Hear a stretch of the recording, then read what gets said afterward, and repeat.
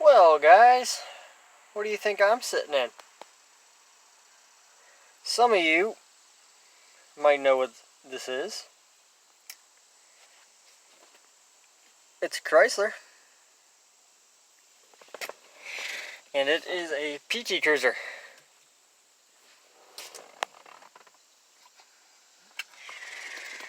This is an extremely clean car, inside and out. Ooh, still in the trailer.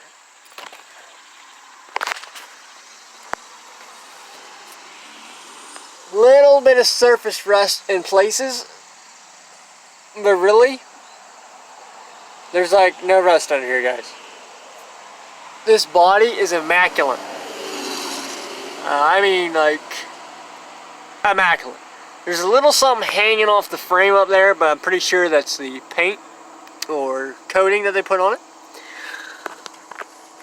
The tires are like brand new.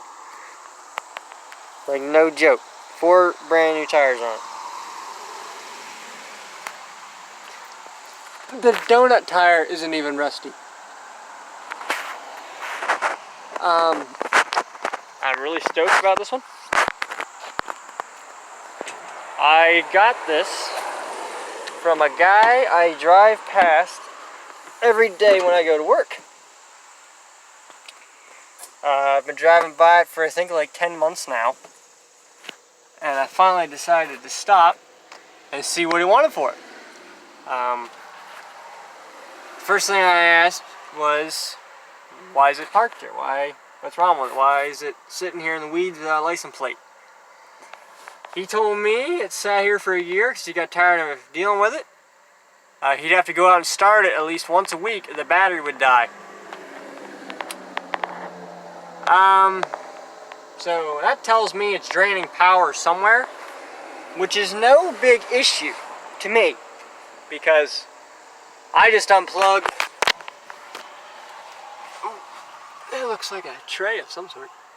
He cleaned it out really good, unfortunately. I like digging through and finding all the goodies that are in it.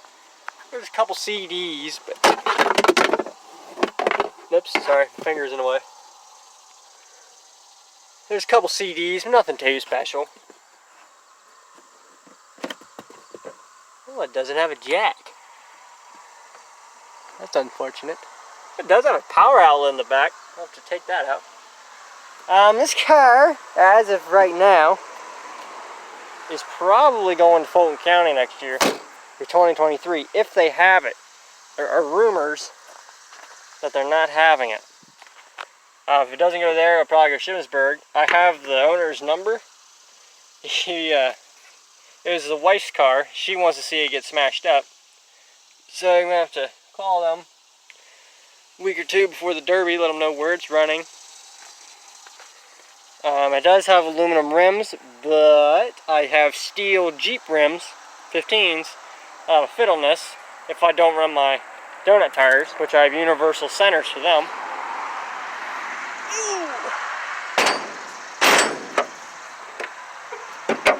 It's got your normal, was it 2.4, I think, 16 valve.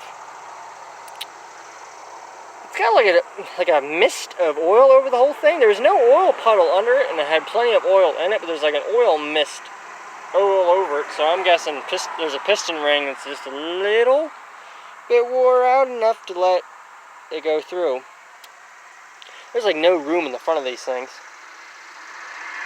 But I got to looking at them, and I think I'm going to carb this one. Intentionally carb this one. If I can get this hood to stay up, I'll show you guys why. Hold on. The hood prop broke off when we were messing with it. There it is. Just happened to see it underneath the seat. I don't think this is going to help me much. Let's do the old pusharoo. Damn. Alright, see how best I can do this.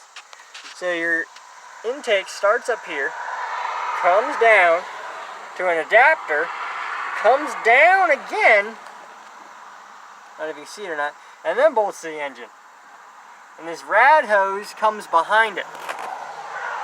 That rad hose where it connects back here somewhere. Right there.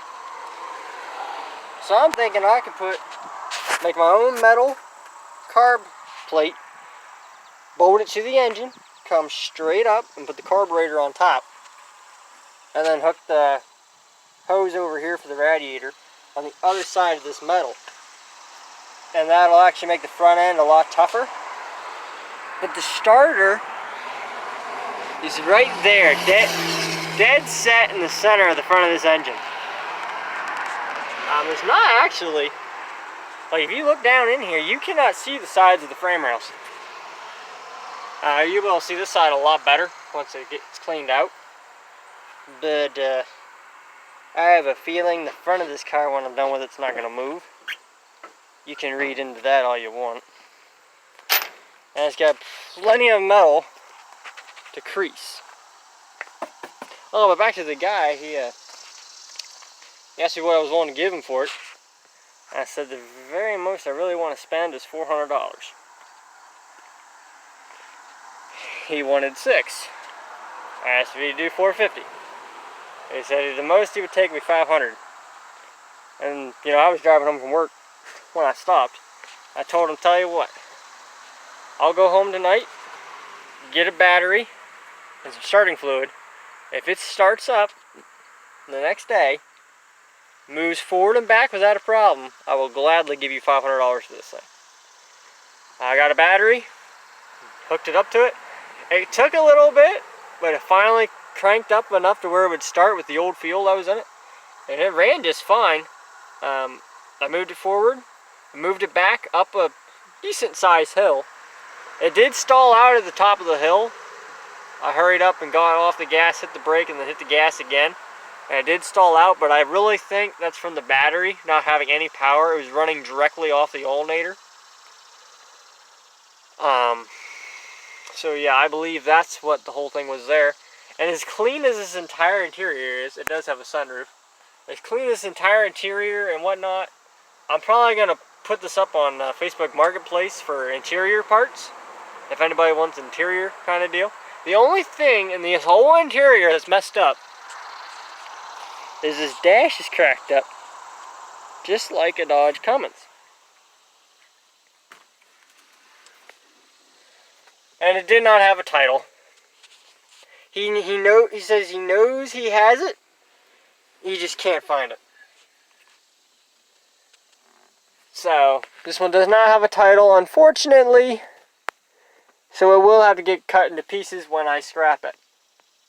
Which is okay, because I found my title for that Suburban. So, I'd rather have the title for that Suburban. Because I can take that in all one piece, stuffed to the top. I might even put part of this in it when I scrap it.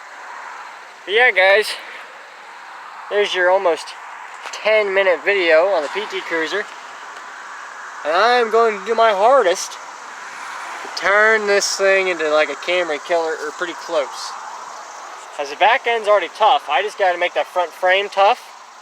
Carb it to get that plastic intake out of the way, which I've already carbed the cavity. I just got to get a smaller carburetor, because I think the carburetor I got in that cavity is just too big. It's for one of them. It's an LS, a Rochester LS, I believe, if I remember right. I looked at so many carburetors. It's only a 2-barrel, but it's a decent sized 2-barrel. I think I need to find like a Honda Civic carburetor, or maybe an old Toyota Camry carburetor. I don't know. And the dash is coming out of this. I really like my Elantra without the dash, which I'm going to have to do another video for that. I really like having the dash out, and I really like having the passenger seats out. And I got a lot of metal off of somebody who works at a towing company or something. Drives by my house to get home, so he's got plenty of steel. He sells me pretty decently priced. But yeah, guys, that is the PT Cruiser. Or should I say the new PT Bruiser. I gotta figure out when I'm gonna paint it too, because this thing needs to have a good paint job. It's probably gonna get forklift tires in the back, because I have everything I need to make forklift tires for these. I just have to do it. and then I'll get front tires and lift it, blah blah blah. You guys will see the build. You guys know how I am. Talk a big talk and show up with a wire car. But we shall see. Stay tuned for more updates and more new car videos as they are coming.